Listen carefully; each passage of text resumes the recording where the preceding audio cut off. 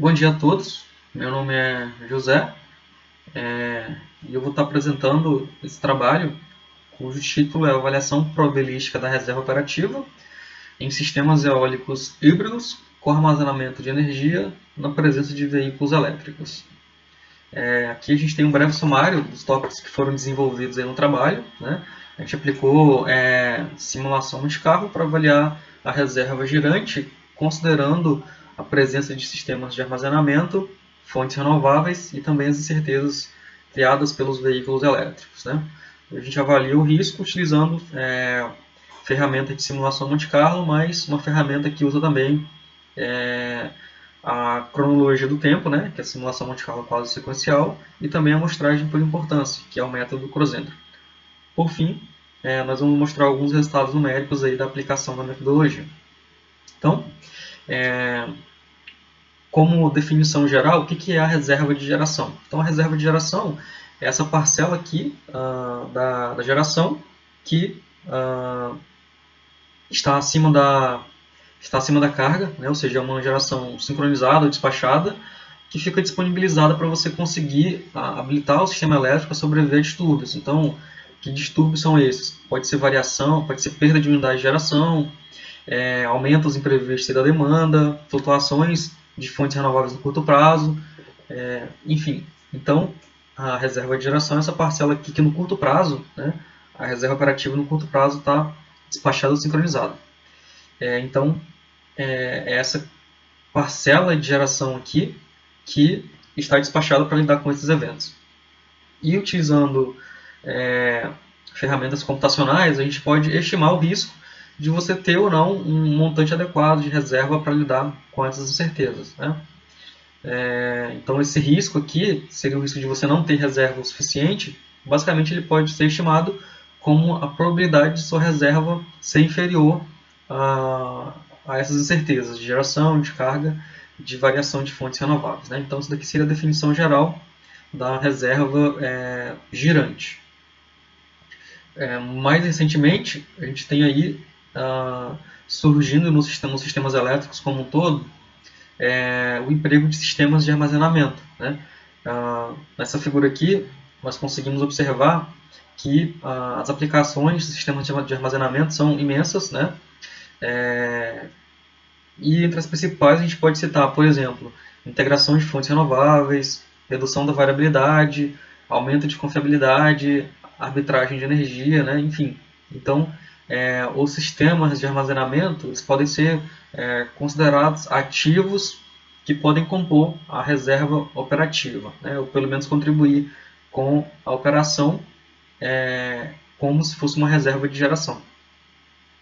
Uma das aplicações do sistema de armazenamento é exatamente na mitigação da variabilidade de fontes renováveis. Por exemplo, a suavização de potência. Então, você tem fontes renováveis variáveis e você pode empregar sistemas de armazenamento para suavizar essa potência, né? Reduzir a variabilidade. Então, com isso, você reduz também o seu risco de corte de carga, porque você consegue planejar melhor a sua operação, né?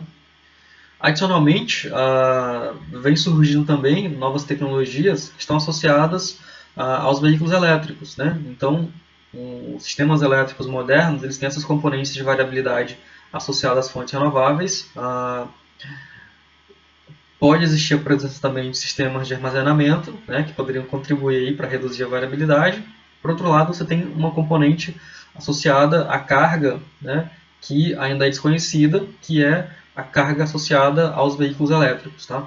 Então, na reserva girante, agora a gente tem que considerar duas componentes.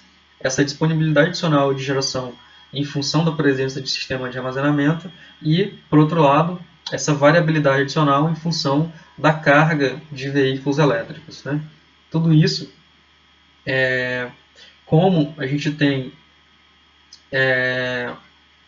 esses recursos alocados ao longo do sistema, tudo isso para avaliação do risco tem que se considerar também a alocação desse recurso no sistema, né? Ou seja, é preciso considerar também a capacidade de transmitir esse recurso até a carga, ou seja, a representação das linhas de transmissão e distribuição.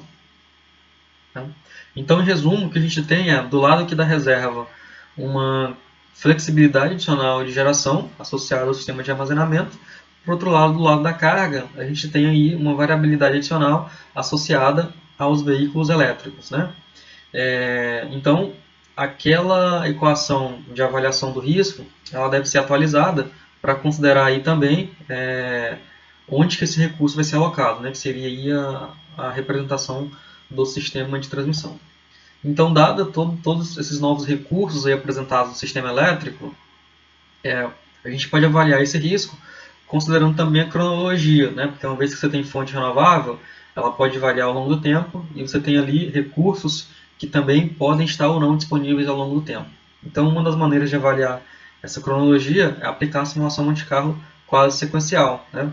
E uma vez que esses eventos também podem ser raros, para obter resultados de maneira eficiente, computacionalmente eficiente, a gente aplica a amostragem por importância, que no caso é o método da entropia cruzada. Então, a gente pode, aplicando essas ferramentas e avaliando a operação em intervalos, e ao longo desses intervalos, estimando, né, todo ponto de operação do sistema e avaliando os riscos. Aqui a gente tem alguns resultados numéricos da aplicação da ferramenta. Nós fizemos testes com o sistema padrão, sistema I3R TS Wind, né, em que a gente tem um parque eólico aqui de aproximadamente 1.500 megawatts, né, de capacidade instalada, mas de capacidade firme de mais ou menos 350 megawatts. E a gente fez testes, né, com a variabilidade de fontes eólicas após a inserção do sistema de armazenamento e também considerando as incertezas em função da inserção de equipamentos de recarga de veículos elétricos, né? Então, o primeiro resultado está associado à variabilidade de fontes renováveis. Então, nós temos aqui uma curva, né, que ela mostra como que seria a variabilidade da fonte eólica caso ela estivesse sozinha, sem um sistema de armazenamento. E logo aqui do lado a gente tem, nessa curva vermelha, a potência disponibilizada pelo parque eólico, mas considerando que agregado a ele a gente tem um sistema de armazenamento, né? Ou seja, houve uma suavização de potência em função da aplicação do sistema de armazenamento, né? E aqui a gente tem mostrando como que o risco se comporta, né? Nessa primeira curva vermelha aqui, a gente tem um risco que seria o sistema sem o armazenamento de energia. Já na curva azul, a gente tem o comportamento do risco, mas considerando a integração do sistema de armazenamento. Então, se observar que o risco da curva azul está um risco muito mais bem comportado, né? Ou seja, que seria uma operação mais confiável, mais segura, né? Então, tem um planejamento da operação um pouco mais seguro. Então, a gente mostra que o sistema de armazenamento ele pode ser empregado aqui como recurso de reserva girante, sendo utilizado para reduzir, inclusive, a volatilidade do risco, né? Uma vez que ele reduz a variabilidade da fonte eólica. Por fim, no último teste, a gente apresenta também aqui diferentes cenários de inserção de veículos elétricos, né? Então, se esses veículos elétricos entrarem variando a carga, aumentando a incerteza da carga em até 5%, como que varia o risco de insuficiência no curto prazo? Então, a gente tem para os cenários em que essa incerteza se concentra aí, em 1%, 3%, a gente tem um risco relativamente bem comportado. Por outro lado, se você tem cenários aí em que a sua variabilidade de carga vai aumentando muito, né? Por exemplo, nessa curva amarela, você tem uma variabilidade de carga de até 5%, você pode ter um risco que aumenta significativamente, né? Ou seja, nesse caso aqui, seria necessário aumentar os montantes de reserva girante para lidar com essa incerteza na carga em função da presença de veículos elétricos, né? Então, por fim, os resultados mostram que os sistemas de armazenamento eles podem ser empregados de forma efetiva para lidar com essas incertezas. A inserção de veículos elétricos pode aumentar o risco de você cortar carga, então eventualmente pode ser necessário empregar uma quantidade um pouquinho maior de reserva, mas isso depende muito do grau de inserção dos veículos elétricos. Então, por fim, estamos abertos aí a perguntas e respostas e muito obrigado.